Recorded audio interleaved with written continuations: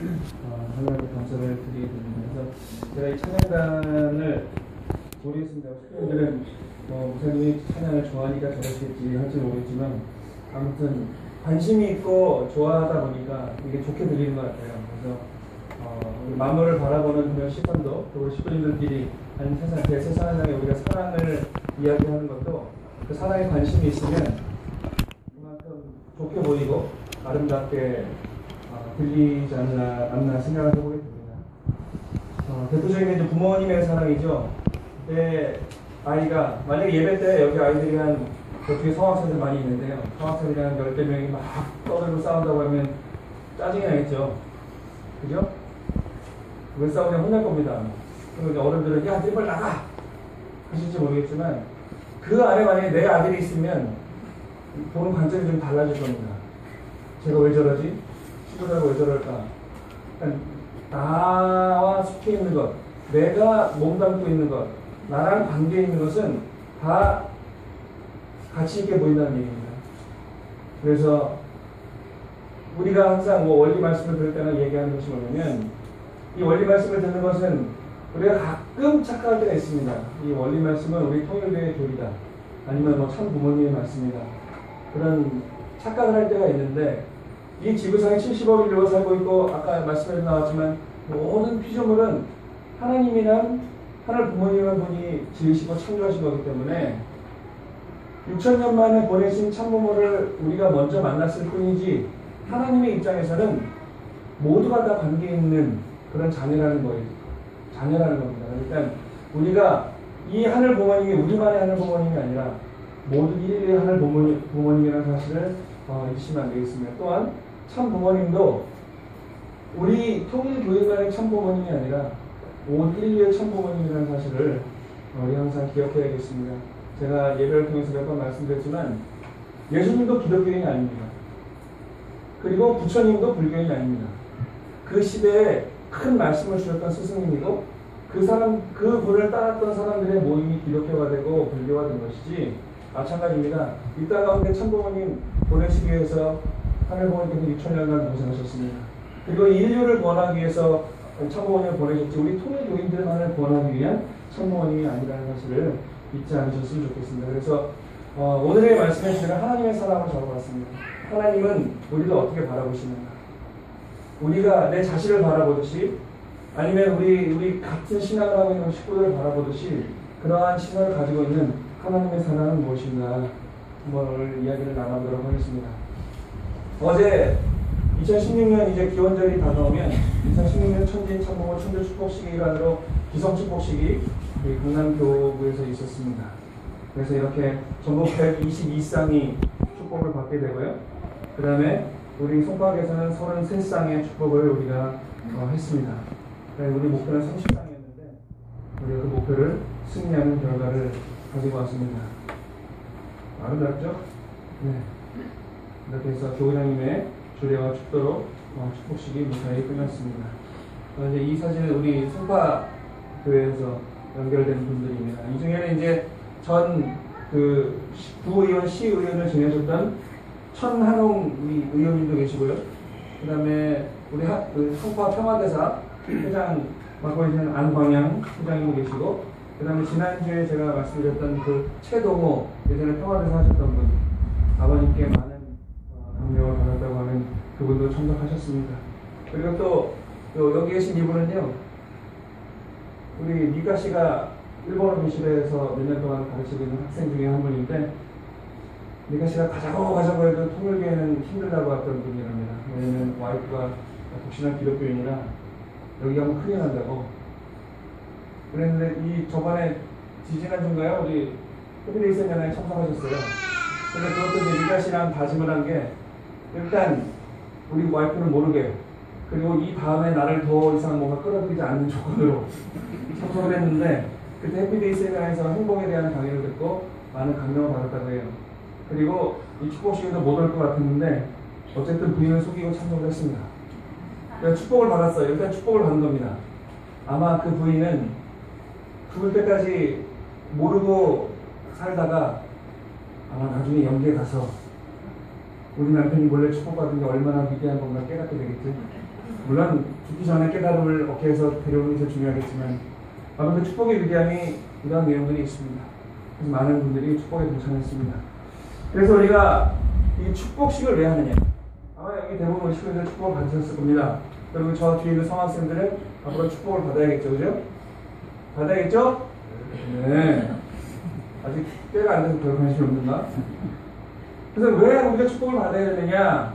왜냐하면 하나님의 창조의 목적이 결국에는 3대 축복이 있었기 때문에 그렇습니다. 우리가 많은 원리 말씀을 듣지만 하나님의 창조의 목적이 무엇이냐? 그럼 뭐 기쁘기 위해서다. 기쁨을 위한 선의 대상이 되기 위해서다. 이런 많은 말씀 들어봤지만 창조 목적을 한마디로 표현하면 3대 축복을 이루는 것이다 알아볼 수 있어요. 그래서 하나님의 이 창조 목적은 3대 축복을 이루는 것인데 생육하고 번성해서 만물을 주관해라. 이 3대 축복을 이룰 경우에 우리한테 어떤 것이 찾아오냐? 행복이 찾아온다는 거예요. 그래서 곧 3대 축복, 하나님의 창조 목적을 이루는 것은 우리가 행복하기 위해서다라는 결론을 얻을 수 있습니다. 그래서 이번에 우리 기도 축복을 위해서 우리 식구님들이 많은 도움을 주셨습니다. 특히 우리 선교사님들이 일본 식구님들이 많은 이 활동과 투입을 통해서 그동안 우리가 그 아버님 성화하시고 난 이후에 이제 평화대사 조직이 많이 와야 되고 활동이 뜸했었는데 이번 축복식을 위해서 연락 안 되던 우리 평화대사 분들을 연락해서 이번에 이렇게 그때 축복 안 받으신 분들도 축복의 대열에 동참시키고 또 경제적인 부분도 많은 일조하는 그래서 우리 이 식구님 전체가 하나 돼서 우리가 목표를 향해 달려나갔다. 그래서 우리가 목표를 이룰 수 있었다고 생각하죠. 근데 분명히 그 목표를 두고 목표를 향해 달려가는 그 과정은 쉽지 않습니다. 학생들도 마찬가지예요. 우리 학생들 공부하기 쉽지 않죠? 공부 전교 1등 하는 애는 원래 따로 있는 애들이에요. 우리 애들은 상관없고 그냥 전교 1등 하는 애들은 원래 그런 애들. 우리 애한테 물어봅니다. 야, 자기는 공부 열심히 했다는 거예요. 점수가 그냥 그래요. 자기는 열심히 했기 때문에 점수는 중요하지 않다는 거예요. 그래서 제가 한마디 합니다. 니네 반에 1등 하는 애들은 몇 점 맞았어? 거의 몇 점 맞죠. 반에서 1등 하는 애들은요, 한두 개 틀립니다. 그럼 그 한두 개 틀린 애하고 한 절반 맞은 애하고 뭐가 달라요? 근데 그 절반 맞은 사람도 자기는 열심히 공부했다는 거예요. 그래서 이제 그럼 니네 반 1등 하는 애는 어떻게 공부해? 여기는 다른 세계에 사는 애래요. 신실하게 공부, 집에 가서 또 공부, 학교에서 또 공부. 그죠? 공부. 근데 사람들은, 우리 학생들은요, 학생들이 착각하는 게 있더라고요. 그 애들은 좀 이상한 애들이야. 놀 때는 좀 놀아야 되고, 같이 어울려야지. 공부만 한다 이거예요. 이렇게 왕따가 한다 이거예요. 그래서 제가 한마디 합니다. 지금은 그 애가 왕따일 수 있으나, 5, 6년, 10년 뒤에는 네가 왕따다. 그런 얘기를 해요. 그래서 우리가 결국에는 우리가 살아가는 이유가 우리 학생들이 공부를 해야 되는 이유가 또 우리가 와서 예배를 드리고 말씀을 듣고 이 심정의 사랑의 감흥을 얻어야 하는 이유가 우리는 행복하기 위해서라는 거예요. 그죠? 우리 지금 행복하십니까?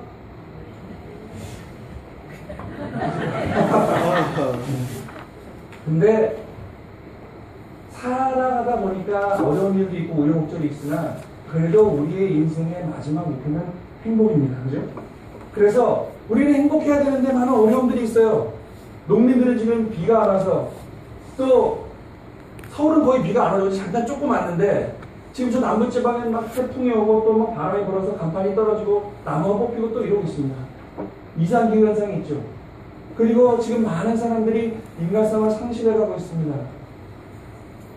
엊그제 기사를 보니까 어떤 할머니가 자기랑 잘 안 놀아주고 무시한다고 사이다에다가 농약을 타가지고 친구들을 먹게 해서 지금 몇 분이 돌아가시고 몇 분이 중태에 빠져있죠. 그러니까 이런 극단적으로 치닫는 생각이 되어버렸어요.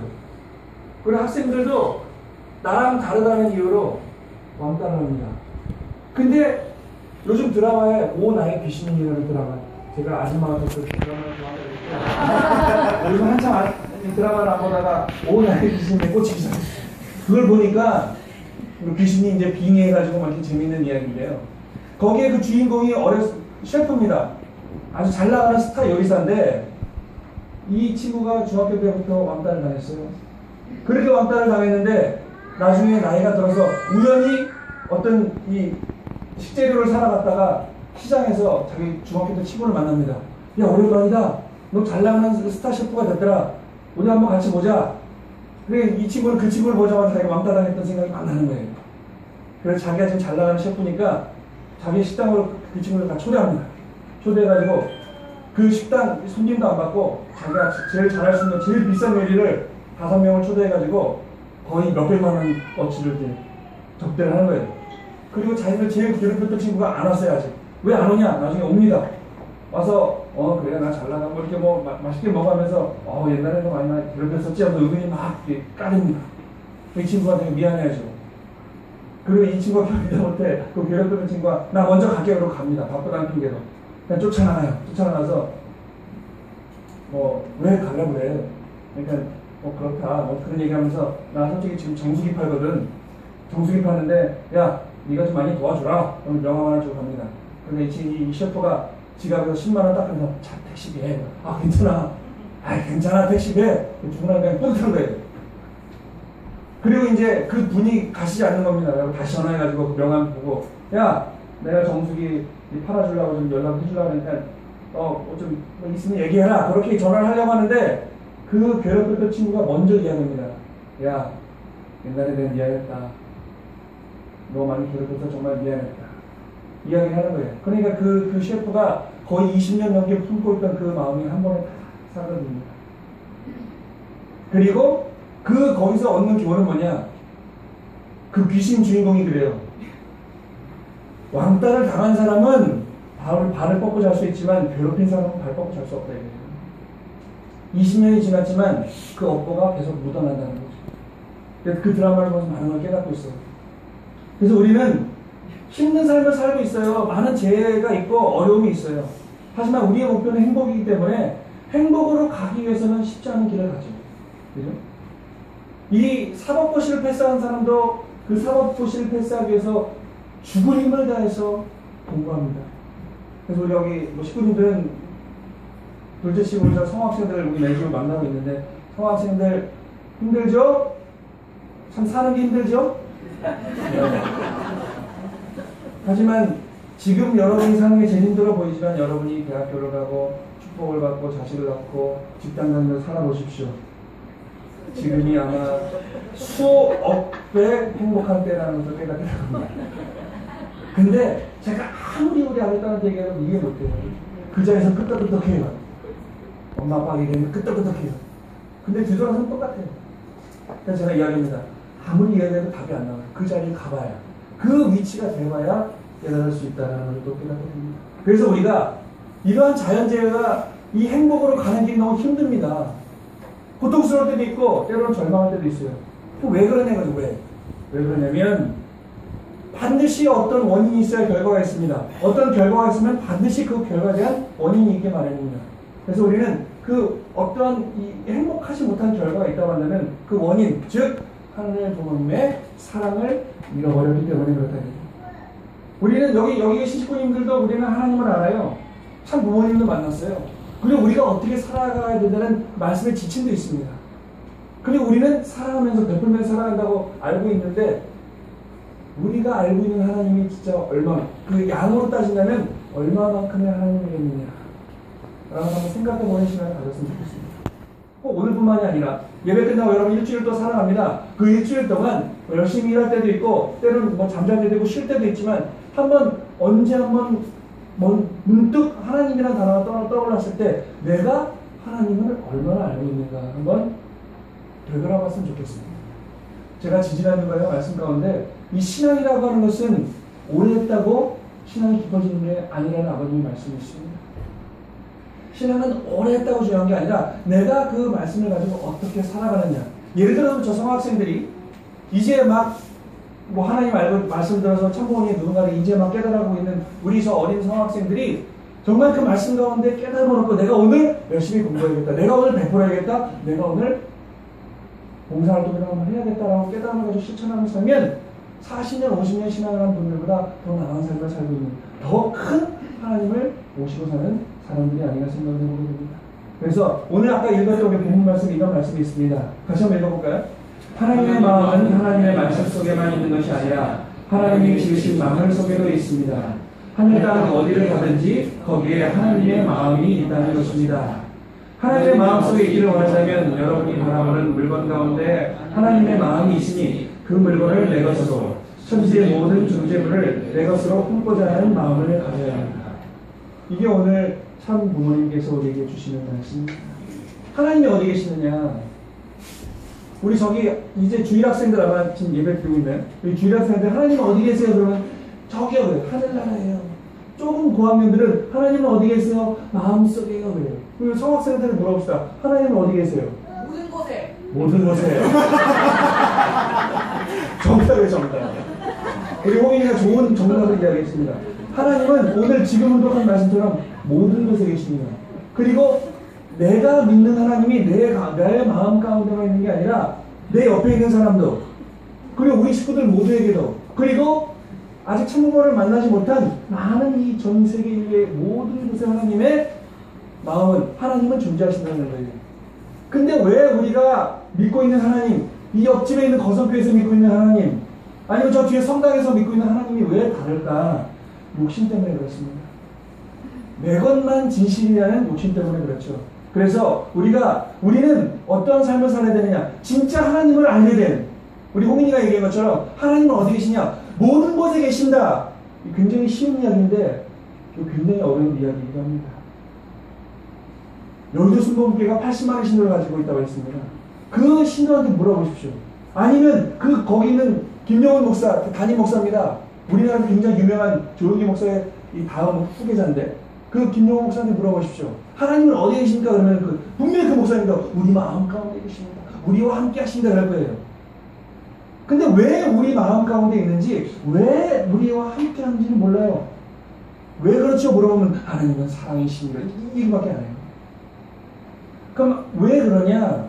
우리가 믿고 있는 하나님이 왜 우리와 함께 하느냐? 하나님은 어디 계시냐? 아까 말씀드린 것처럼 내가 보는 모든 만물에, 내가 만나는 모든 사람 가운데, 쉽게 말하는 전체 내 눈에 들어오는 모든 곳에 하나님이 존재하신다는 것을 우리는 깨닫게 됩니다. 그래서 우리는 그러한 하나님을 알아버린 사람들이에요. 그러한 지금까지의 인류가 알았던 하나님보다 더 크고 위대한, 더 방대한 사랑을 가진 하나님을 알아버린 우리라는 거죠. 그래서 우리는 뭐라고 표현해요? 우리를 하나님의 자녀라고 합니다. 우리는 하나님의 종이 아니라 주님, 우리는 종이 아니라 우리는 하나님의 자녀라는 거예요. 그래서 우리는 하나님의 자녀이기 때문에 어떻게 살아야 되느냐? 우리가 누군가, 나는 누구인가, 나는 하나님 부모님의 축복을 받은 축복가정이라는 우리의 정체성을 지켜나가야 됩니다. 그냥 묻 사람들과, 신앙을 하고 있는 사람들과 똑같은 하나님을 모시면 안 된다는 거예요. 내가 알고 있는 하나님, 심지어 내가 모른다고 해도 내가 느끼고 있는, 내가 모셔야 되는 하나님은 지금까지 6천년간 우리 인류 역사가 말해왔던 하나님과는 차원적으로 다른 하나님이라는 것이죠. 그 사이즈 면에서도, 그 깊이 면에서도 우리는 다른 하나님을 모시고 삽니다. 우리 식구님들이 느끼시든 못 느끼시든, 우리 성학생들이 하나님을 알든 모르든 그 하나님의 크기는 지금까지의 하나님과는 차원이 다른 하나님을 우리는 모시고 있다. 그래서 우리는 그런 하나님의 아들딸이기 때문에 우리는 그런 아들딸이는, 그런 하나님의 아들딸이라고 하는 정체성을 지켜나가야 된다는 거예요. 우리의 정체성이 무엇이냐? 영어로 아이덴티티라고 합니다. 나는 누구인가? 나는 무엇인가? 우리 정체성 한번 좀 정리해봤습니다. 우리의 정체성 첫 번째는 우리는 창조 목적, 창조 이상, 그리고 3대 축복을 이루어가는 축복가정들이라는 거예요. 이 개별적인 내용은 여러분이 다, 우리 어른들은 다 아시겠지만, 우리 성학생들 지난 겨울에 우리 말씀 들어서 다 알죠? 모르면은 이번 성지순례 때 성지순례 하면서 차 안에서 계속 원리 강의 하면서 가겠습니다. 창조 목적, 하나님이 이 피조세계를 왜 만들었느냐, 어떤 이상을 가지고 만드셨냐, 그리고 우리에게 왜 3대 축복의 말씀을 주셨느냐, 이 정체성을 지켜나가는 우리가 되어야겠습니다. 그리고 두 번째가 중요합니다. 혈통을 지켜나가는 그 참 부모님의, 하나님의 타락 이전의 창조의 씨를 갖고 오신 참 부모님의 참사랑의 씨를 받은 우리가 어떻게 혈통을 지켜나가야 되느냐, 그리고 우리 이 축복받고 태어난 2세, 3세들의 그 축복의 중요성, 우리가 여러분의 부모님들이 축복을 받고 여러분을 생산해냈어요. 여러분을 낳았어요. 고통을 통해서 그 어려운 섭리 역사 과정에 책임 분담을 통해서 우리 2세, 3세를 낳았는데 그 2세, 3세들이 다시 세상으로 나가서는 안 되겠다는 겁니다. 그래서 우리 2세 축복이 얼마나 중요한 것인가 그 중요성을 지켜가는 우리가 되겠습니다. 세 번째로 우리는 절대 신앙, 절대 사랑, 절대 복종의 신앙을 지켜나가는 우리가 되겠습니다. 이게 우리의 정체성입니다. 누가 어느 교회에서 어느 종교에서 절대 신앙, 절대 사랑, 절대 복종을 이야기합니까? 절대 사랑은 이야기할 수 있습니다. 하지만 어느 종교에서 절대 복종이라는 이야기를 하겠어요? 제가 예전에도 말씀드렸지만 요새 세상은 절대라는 말을 싫어합니다. 나를 절대라는 말에 가두지 말아라 그래요.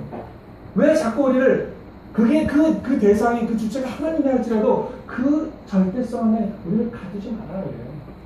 기독교들도 마찬가지입니다. 그래서 내가 원하면 교회 가고 내가 원하지 않으면 교회 안 갑니다. 내가 사랑하고 싶은 사람만 사랑하고 미운 사람은 미워하는 게 지금 예수님의 사랑을 논하는 사람들이라는 얘기입니다. 그래서 우리는 이러한 정체성을 만들어가는 지켜가는 우리가 되어야겠습니다. 요새 많은 사람들이 심지어 우리 식구들조차도 자기 나름의 신앙, 자기 나름의 참부모님을 모시고 있어요. 내가 바라보는 참부모님이 이렇다 이거예요.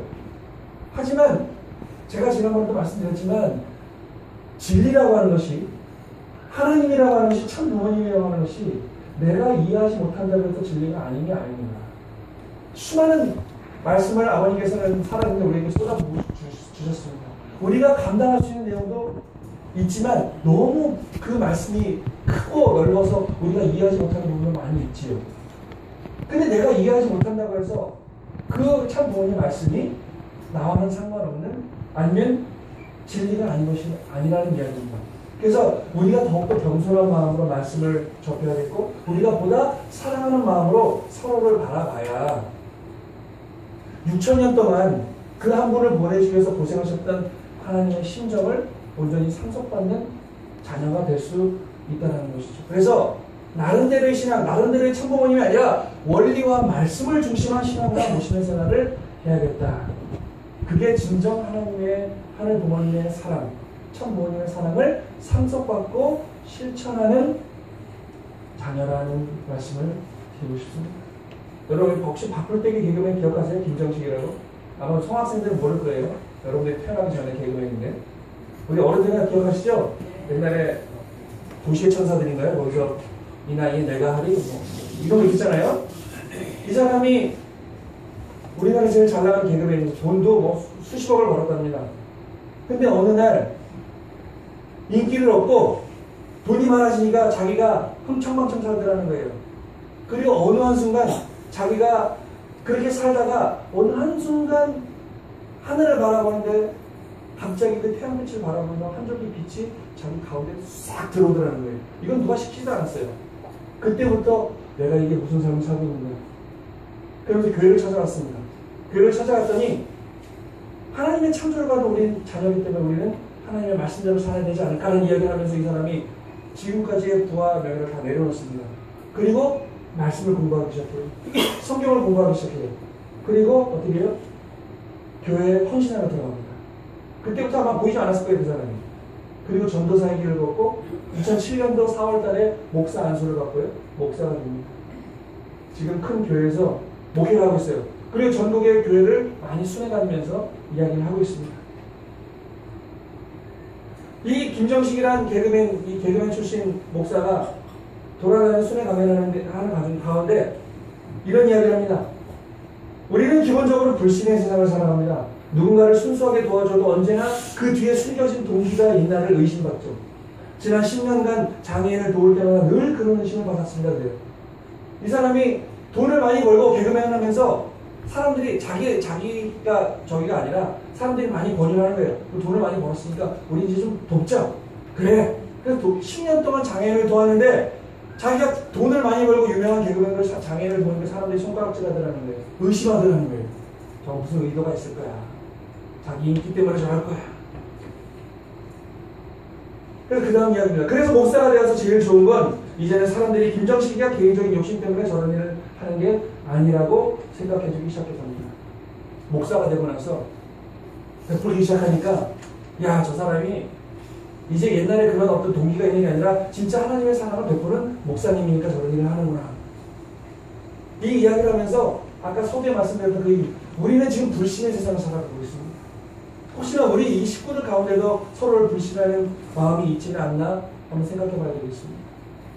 그리고 나서 이 김정식이라는 목사가 되기 전에 전도사 생활할 때 그 교회 목사님이 이 친구도 찬양을 좋아해요. 실용음악가도 나오고 그래서 찬양을 하러 이제 보고차를 싣고 다니는데 어떤 그 학생이 쿵 쳐서 이제 범퍼가 좀 찌그러졌다는 거예요. 그런데 담당 목사님 와서 욕을 하자는 거예요. 너 운전 어떻게 하는 거야? 이게 네 재산이야. 하나님의 재산인데 혼내야 되는 거예요. 이 전도사가 이건 아닌다는 생각이 들더라는 거예요. 이 김정식이가 자기가 타고 다니는 차를 팔아가지고 보고차를 사서 그 찬양단에 기고하면 야! 누가 말해도 때려 박든 치고 박든 니네 마음대로 타고 다니는 찬양해라. 그러니까 그 친구들이 많이 희망을 얻더라는 거예요.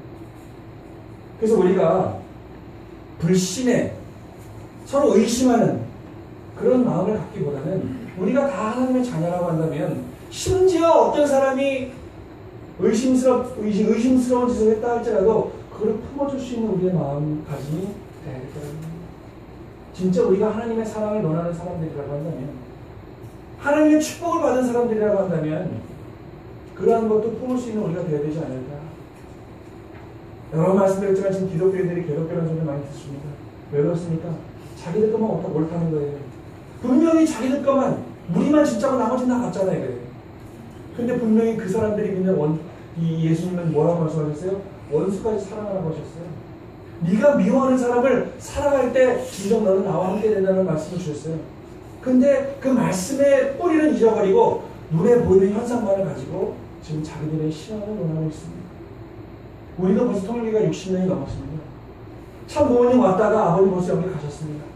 이러한 섭리시대에 우리의 식구들을 바라보는, 세상을 바라보는, 아니면 우리 신앙을 바라보는 관점은 어떻습니까? 그래서 우리는 하늘 부모님과 참 부모님 사랑을 바꿔서는 축복 가정입니다. 그래서 우리는 말씀대로 말씀을 실천하면서 베푸며 살아야 된다는 말씀을 드리고 싶습니다. 그리고 우리 2세들, 우리 오늘 성학생들이 이번 달에 같이 있어서 참 좋은데요. 우리 2세들 성학생들은요, 이거 어머니 말씀입니다. 역사 일에 없었던 맑은 물로 태어난 존재들입니다. 참부모님의 역사상 첫 축복을 받고 태어난 2세들은 어떤 자리에서 무슨 일이 있더라도 무슨 일을 하더라도 최선을 다해야 된다. 알았어요, 성학생들? 참부모님 말씀이에요. 여러분들은 제가 우리 원래수련 때도 그랬고 말씀드렸지만 우리는 태생이 다릅니다. 우리 여기 있는 식구님들, 우리도 마찬가지입니다. 여러분들은 존재의 가치 자체가 다릅니다. 하나님을 이해할 수 있는 그 하나님이 보내신 참 부모님을 위로해드리는 우리가 바로 우리 축복가정 부모님이죠. 그래서 아까도 이 영상이 있었지만 2세들이 이 세상의 희망이라고 했어요. 창조의 법칙, 자연의 법칙을 거슬러서는 안 된다고 했습니다. 하늘 부모님의 창조하신 자연세계는 타락하지 않았다고 해서 사랑이라고 했습니다. 오늘 말씀의 주제가 하나님의 사랑입니다. 하나님은 어떤 사랑을 하시는 분이냐? 6,000년 동안 하나님을 짓밟고 뭉갠 사탄까지도 사랑하라고 말씀하시는 분이고 그 보내신 참 부모님께서 우리에게 헌혈하셔가지고 우리에게 주신 말씀이 위에서 살아라 그런 말씀을 주셨습니다. 근데 우리의 삶은 어떤지 한번 되돌아보는 이 귀한 시간이 됐으면 좋겠습니다. 그래서 이번 한 주는요 날씨가 많이 더울 겁니다. 찝찝하고 비도 올 것이고 그 더운 이렇게 짜증내지 마시고 그 짜증이 날 때는 이 짜증이 왜 나지 한번 생각해 보셨나요? 내가 왜 짜증을 내고 있지? 그 짜증나는 원인이 분명히 있거든요. 그리고 여러분들 분명히 어려운 사람들은 돕고 싶죠. 그죠? 뭔가 베풀고 싶은 마음 누구나 다 있습니다. 그러면 그 마음은 왜 생기지? 내가 이 사랑하고 싶은 마음의 이 결과의 원인은 무엇이지? 한번 다 아시겠지만 한번 다시금 혼자 조용히 생각해보는 시간을 가졌으면 좋겠습니다. 결론적으로 말씀드리면 하나님의 사랑이 우리와 함께하기 때문에 그렇다는 것이지. 그래서 우리는 사랑하며 살았으면 좋겠어요. 즐거웠으면 좋겠어요. 내가 이 고통스러운 섭리의 길을 힘들지만 이 복귀 여정을 간다는 그 이유 자체가 힘들지만 기뻤으면 좋겠습니다. 그래서 제가 오늘 이번에 기성 축복을 위해서 열심히 뛰시는 우리 식구님들 보면서 정말 큰 감동을 얻었어요. 어떤 감동을 얻었느냐? 저는 우리 식구님들, 특히 우리 선교사분들, 우리 권사님 장로님들을 많이 몇십 명으로 지원해 주셨지만 우리 선교사분들이 직접 사람들을 찾아다니면서 초대를 하고 축복을 설명하고 그래서 축복식에 참석시켰습니다. 근데 저는 원래 우리 전국에 있는 모든 일본 식구들은 다 그렇게 열심히 하는 줄 알았어요. 근데 아니더라고요. 많은 교회가, 특히 우리 교구 안에서도 다른 교회가 우리 손바닥에 들었다는 거예요. 아니 어떻게 이렇게 많은 일본 식구들이 합심해서 앞으로 나아가느냐, 어떻게 우리 장로권사님들이 그렇게 같이 격려해주고 도와주고 하느냐. 저는 우리 교구 안에서는 뭐 어느 교회라고 이야기는 안 하겠습니다. 우리 교회 큰 교회가 한 두세 개 있습니다. 우리 교회보다 큰 교회가 한 두세 개 있습니다. 저쪽에 강 동쪽에 사는 교회 있고, 강 남쪽에 있는 교회 있고, 저 광나루 저 위쪽에 사는 교회, 세 개 교회가 있는데 이 교회 우리보다 큽니다. 선교사들도 우리보다 많아요. 헌금도 많이 들어옵니다. 근데 이 식구들이 항상 우리 선교사 리더나 우리 나라에서한테 하소연하는 거예요. 손꼽게 부럽습니다. 우리는 그렇게 안 움직입니다.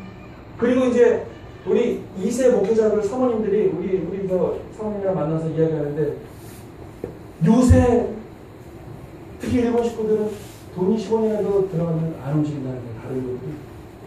근데 이번에 우리 교회 식구들은 참 많은 헌신과 많은 노력을 통해서 우리가 승리를 이끌어냈습니다.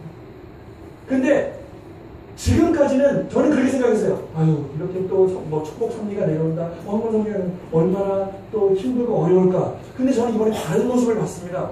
우리 선교사님들이 활동을 하면서 항상 웃고 있는 모습을 봤어요.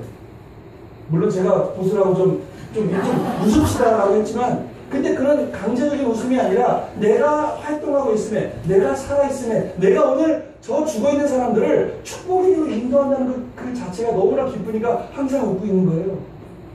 누구라고 제가 말씀 이번에 진짜 안 드리겠습니다. 항상 어두운 표정이었는데 이번 활동을 통해서 많이 밝아지셨어요. 웃음소리를 처음 들었어요. 우리는 여기에 희망이 있다는 겁니다. 우리 식구님들 힘든 현실을 살아가지만 우리는 그런 희망과 비전이 있기 때문에 우리는 미래를 꿈꿀 수 있다는 것이죠. 유태인 속담에 이런 말씀이 있습니다. 웃지 않으려거든 가게문을 열지 마라. 장사하는 사람들이 손님을 받고 어서 오세요. 아마 식당 다 가보셨을 거예요. 그죠? 들어가는데 뭐 먹을래요? 여기요. 불러도 오지도 않고 물 탁 넣고 먹으려면 먹고 말라면 말고 뭐 이런 식으로 그런 식당 가면 어때? 기분이 좋습니까? 다시는 그 식당 안 가죠? 저는 밥을 시키고 한 공기 더 달랬는데 그 돈 받으면 그 식당 다시 안 갑니다. 밥 한 공기 더 1,000원, 2,000원 받더라고요. 그러니까 이제 농담식으로 얘기해서 아유 뭐 좀 깎아주세요. 우리는 땅 파먹고 사는 줄 알아요? 그런 식당에서 다시는 안 가요. 이 속담이 왜 있을까요? 웃지 않으려거든 가게문을 열지 말라. 항상 기쁘게 사람들을 맞이하고 기쁘게 사람들에게 기쁨을 전해라. 분명 유태인 속담이기 때문에 예수님이 말씀할 겁니다. 그래서 이 안에 우리의 심정 기준을 대입해 본다면 우리도 기쁘게 살아야겠습니다. 항상 좀 웃었으면 좋겠습니다. 권사님들, 장로님들 웃으셨으면 좋겠습니다.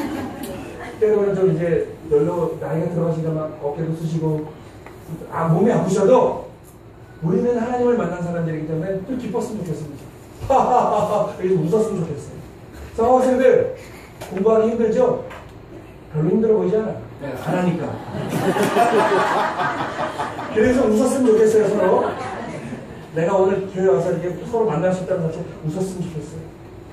우리 성가대가 많이 젊어지고 있습니다. 우리 성가대만 봐도 이 토요일마다 오후 4시면 꼭 나와서 연습을 해요. 근데 꼭 우리 저 최윤선 장관님하고 식구님들이 꼭 먹을 걸 조금씩 들고 와요. 중간에 놀아다 힘들면 지친다고 그걸 꼭 나눠 먹어요.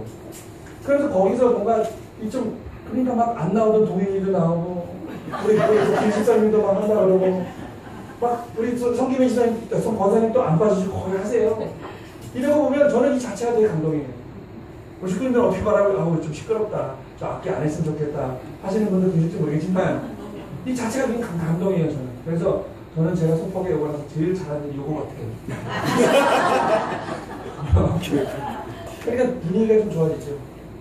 처음에는 뭐 서너 명, 대여섯 명 하다가 지금 오늘 노래하신 분만 12명이에요. 은혜가 있어요. 기쁘기 위한 삶을 살았으면 좋겠습니다. 하나님의 사랑은 항상 우리와 함께하고 우리도 그 사랑을 받았으면 눈에 보이는 식구들 그리고 자연, 만물을 사랑할 수 있는 우리 식구들이 됐으면 좋겠습니다. 그게 바로 참 부모님이 주신 위에서 살아라, 사랑하며 살아라 주신 말씀의 실천이 아닌가 생각합니다. 어렵지 않습니다. 한마디 더 해줬으면 좋겠어요. 밥 먹었어? 근데 이게 또 다른 문화더라고요. 외국 사람들 밥 먹었어 그러니까 네가 뭔데 나한테 밥 먹으냐고 막 그러더라고요. 제가 학교 다닐 때 우리 프랑스 2세한테 학교에서 밥 먹었어? 근데 오빠가 나한테 뭔데 밥 먹으냐고 왜 사생활 침범하냐 이거예요. 그때 충격을 좀 받았어요. 그 친구가 그 이후로는 그 밥 먹었어를 굉장히 좋게 들었더라고요. 문화의 차이지만 우리가 품어주고 다르지만 사랑하는 사람을 우리가 됐으면 좋겠습니다. 사랑합니다. 기도하겠습니다. 존귀하신 하나님 부모님, 사랑하는 천지의 참 부모님 감사합니다. 아버지의 사랑과 아버지의 뜻이 우리와 함께함을 느끼게 됩니다. 하나님은 어디 계십니까? 많은 사람들은 저 높은 하늘에